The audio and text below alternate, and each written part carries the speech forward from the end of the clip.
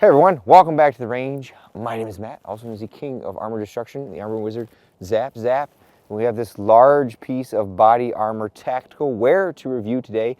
In full transparency, Militech Armor sent over this IOTV, or Improved Outer Tactical Vest, for us to review with no strings attached. In full transparency, I do have an affiliate code set up with their US website that is Buffman, and that earns me a sales commission when I have people who use that discount code.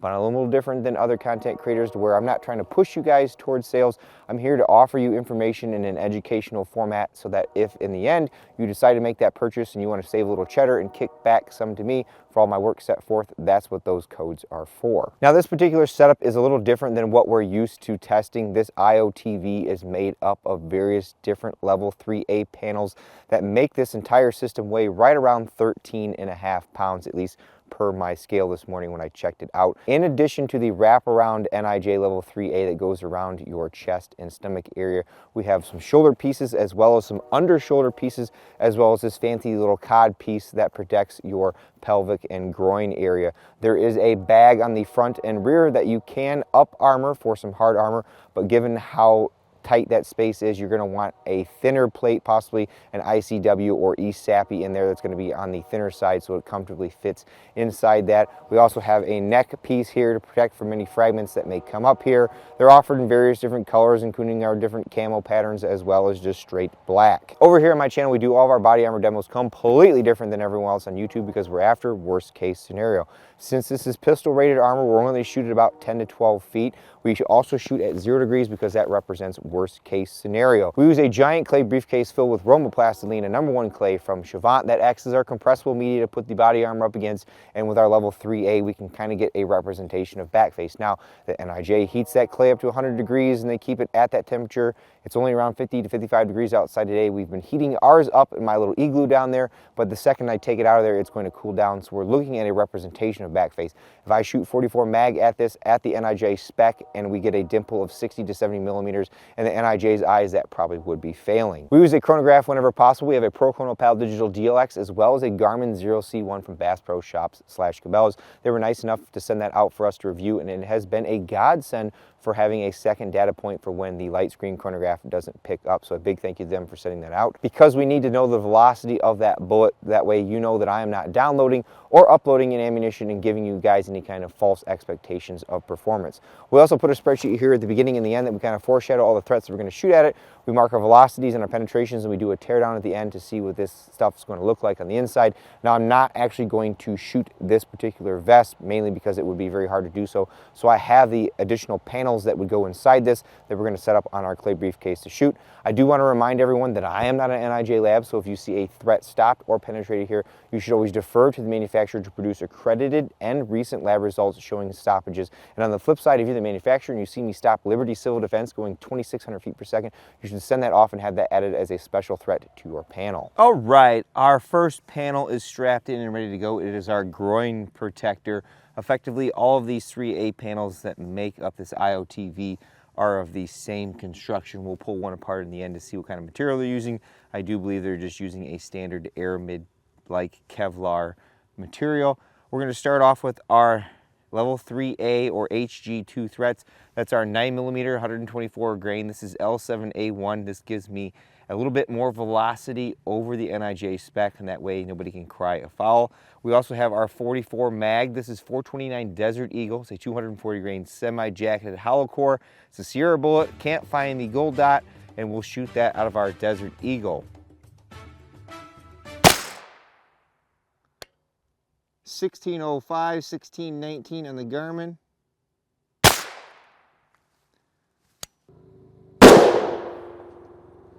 1553, that was way too fast, folks. Way too fast. All right, this should be easy enough. We have enough panels that I'm gonna play a little on the safe side for some of these shots, and if we see some penetrations, we can always go to a new panel. Our L7A1 shot number 1 and 2 are over spec by over 100 feet per second. 44 mag was right there. Then the one that was 30 feet per second under spec was right there. I need to dial in those loads. Place those bets in the comments below. No pass through, folks. but our 3A has taken quite the beating here. I would say, actually, we might have a penetration from that 9mm right there. We'll have to double check. But our 44 mag was stopped. We've got like a plastic blunt force trauma on the back and some foam to help cut some of that down. As far as our back face goes, this is obviously the worst. It's going to be hard to measure. That is right around 50mm. This guy here, again, because you can't measure very accurately, that one's right around 37mm. Our 9mm up here, the original one, is 10mm. We will have to confirm if those penetrated or not. That one looks like it did, but it might just be that the clay is warm enough that it just punched it in there. But let's move on to some other threads. Just to give this armor a fair shot, we put up our deltoid armor section because the 44 mag pretty much took that other panel out. Now this is where we get into that realm of common but not rated for in the NIJ's eyes. This is our 50 grain Liberty Civil Defense. It's a 50 grain copper hollow point going pretty darn fast. It is known for popping this type of material 3A. So we start with the pistol, then we have the PDW, and then if it makes it to there, we have the 16-inch. If we stop here, you can kind of foreshadow a little bit and guess those penetrations. 2235, 2406, smoking hot, folks. Same procedure over again, but with another specialty 9mm. This is our 80 grain solid copper spun Fort Scott munitions. This is the plus P variant. Again, in the past, this round is known for defeating many types of 3A until you introduce our ultra high molecular weight polyethylene. 1645, and I saw some wood bits flying. I don't think we need to go up in barrel length. Now for my favorite caliber, FN 57 by 28mm. Same procedure like the 9mm. We have a pistol barrel length, 5.2 inches, a PDW 10.4, and then an LC carbine 16-inch, depending on how this goes. We have 3 rounds here. 2 of them are known for popping soft armor. One of them is more of our sporting round, but it sports a higher velocity and then can find a way through. So we've got our 34 grain black Dragon Fang. That is one of my top picks for self-defense, as long as you understand in the pistol the accuracy isn't the greatest past about 20 yards. Then we have Elite Ammunition's S4. This is a 28 grain OTM. Then we have our Hornady Black, which is a 40 grain VMAX. It is around 100 feet per second faster than our factory SS 197. Very much an ideal 40 grain loading. 2006 feet per second.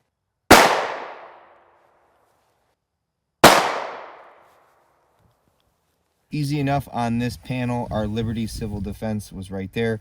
The 8-inch was there. Our Fort Scott munitions from the 4.5-inch barrel was there. Our Black Dragon Fang, S4M, and then Hornady VMAX. Place those bets in the comments below. R.A.N.G.E.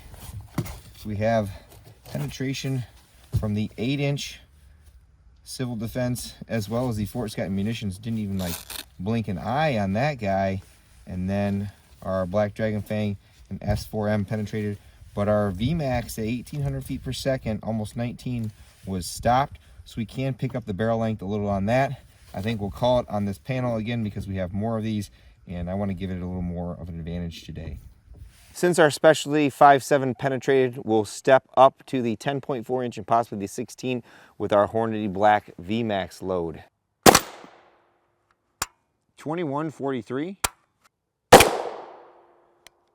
2245. New for the end of 2024, we brought out the best millimeter from Rock Island Armory. This is their 1911 chambered in 10mm. We have 2 loads here that are like some 9mm loads, and I'm interested to know if they penetrate because they're a 40 caliber projectile, so the cross-sectional density is a lot larger than the 9mm. We've got our 60 grain Liberty Civil Defense as well as a 95 grain G9 defense load. We tested those in the past in 9mm, and those were really good at penetrating soft armor when you brought the velocity up, just like the Fort Scott munitions. 2520, folks. 1772. Easy enough to see. Our VMAX from the 10.4 inch was right there. Then our 16 was right there. Our Liberty Civil Defense in 10 millimeters right there. And then our G9 Defense was right there. Place those bets in the comments below. R.A.N.G.E. We have a penetration from the 16-inch VMAX as well as the Liberty Civil Defense, but we'll dig it out and confirm. But it looks like our G9 Defense 10 millimeter was stopped, but it feels like it's towards the end of the layers. Obviously the back face is quite substantial there. Very, very interesting. I think I have a couple more threats I think you guys will like. We've used this in the past, and I wanted to use it in our 3A test going forward. This is our 8.6 black. This caliber's claim to fame is its ultra fast twist rate 1 in 3. We've got a 12-inch upper here with the pork chop from Q on here. We have 2 loads, a 285 grain ELD match and a 300 grain, I think it's an A max. It has a little aluminum tip on it. These will be subsonic, and they have quite a high sectional density compared to, say, our 44 Magnum. 972.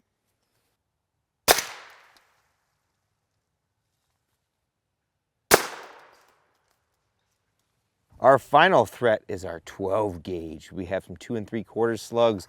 Green Lightning from R.A.N.G.E. Someone will correct me in the comments below. Heavy field short Magnum. Ooh, fancy. The box says 1,476 feet per second. We've got a 13-inch Remington 870 SBS here. We'll take 2 shots in here, and this should give us a maximum worst case scenario back face wise.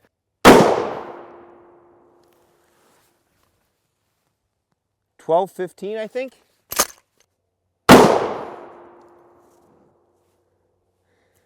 Well, we split the cover on that guy.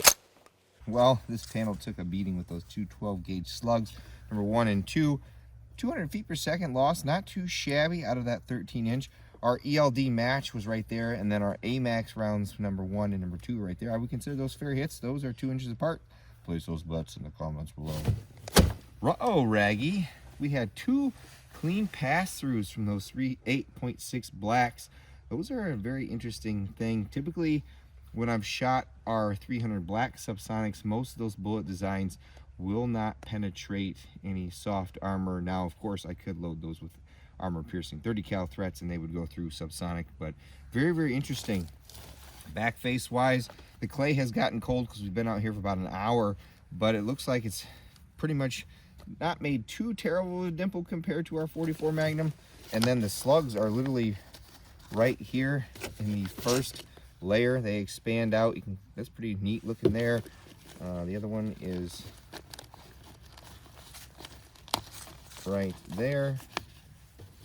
That's pretty neat. And I think that's about all she wrote, folks. This panel seems to be designed right around the NIJ level 3A or HG2 limits for your standard threats. Not a whole lot of specialty threats that this panel was designed to take, but it is 100% our aramid, our tarwan, or whatever this particular yellow fiber is, and it did its job. Off camera, I did fire 5 shots of our L7A1 from the 4.5-inch pistol, just to kind of give a worst case scenario for multi-hit capability on this plate.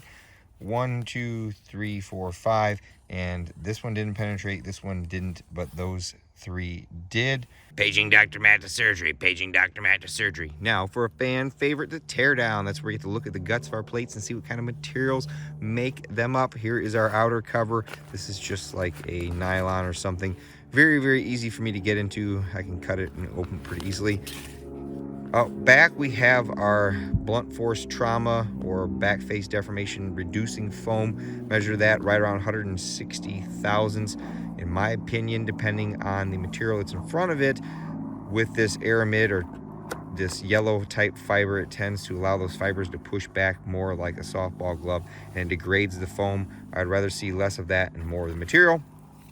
Then we've got this plastic material behind it, 2 layers in fact. It was actually taped to the outside. You can see here, there's a lot of companies who do use tape to tape some of these layers together. It's been debated whether sewing all of this is any of benefit or not, and sometimes there is and sometimes there's not. There is no requirement that says you can't use tape, so that's totally on you and your comfort level. I measured that right around 45 thousandths thick. Then here is our aramid fiber Kevlar. It's yellow material. It's more of the more uniform versus stuff that feels more like fabric. I measured that right around 205 thousandths thick. Not too shabby. None of this is bound together with any type of sewing other than, like I said, that tape on the edges. There were our 5 hits from the close quarters 9mm. There was the 8.6 black and the shotgun slugs that didn't make it very far. We move on to our deltoid or shoulder armor, and there is no blunt force trauma foam or that plastic layer in the back. This is just straight Kevlar aramid material. Measured that again right around 205 thousandths thick. Same for this shoulder armor as well. Our groin cod piece is pretty much built like the chest armor. We've got our blunt force trauma foam, our 2 plastic layers, and then our aramid fiber, again 205 thousandths. Well, everyone, let's close this one out on our Militech IOTV NIJ level 3A or HG2 before the sun goes away and I can't see anything to put it away.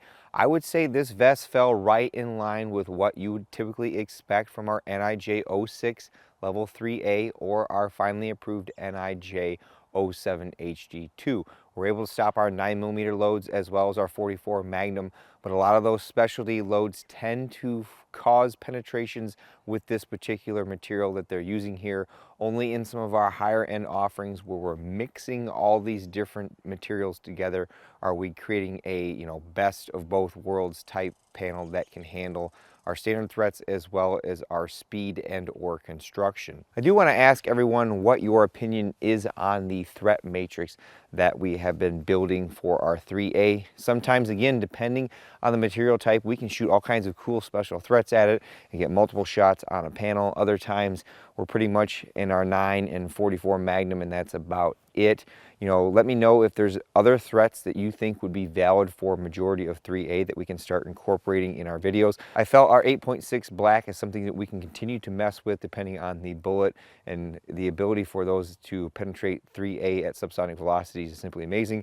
We've added our 10mm, so like I said, drop a comment below if you think there are any other threats that we should use in our testing. I personally don't have a use case for this IOTV, but your mileage may vary. I myself tend to shy more towards our slick, low visibility carriers or carriers that are more lightweight.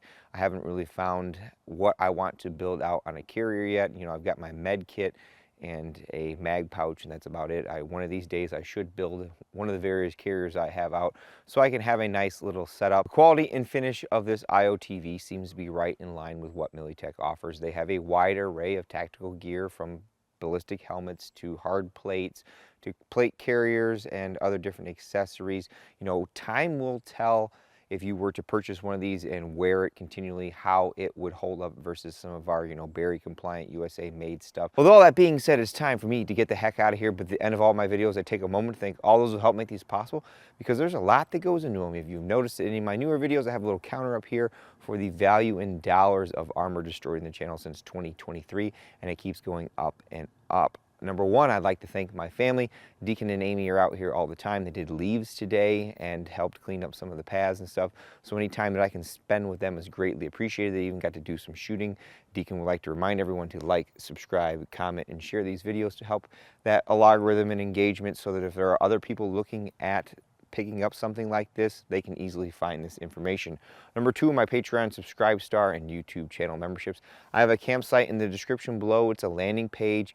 There are different affiliate codes or discount tracking links in there that cost you nothing, and they earn me a sales commission. And what I do with that is I put it right back in the channel by either procuring some of this armor-piercing ammunition or some kind of new caliber that people have questions on whether or not that it can actually penetrate armor. Number three is Militech, again in full transparency, sent me that IOTV and those extra panels to destroy with no strings attached. I do have a discount code from them. It is Buffman. It saves 3% on your website, and to be completely transparent, it does earn me a sales commission, and I try to be fair and transparent across the board. So when manufacturers send me stuff and I can set those up, I'm not trying to be biased one way or the other. That code is there for you to use if you've made your own buying decision to end up purchasing this. And of course, number four is you all for watching. Until next time, I'll catch you at the range. bonus points if you know where the shirt's from.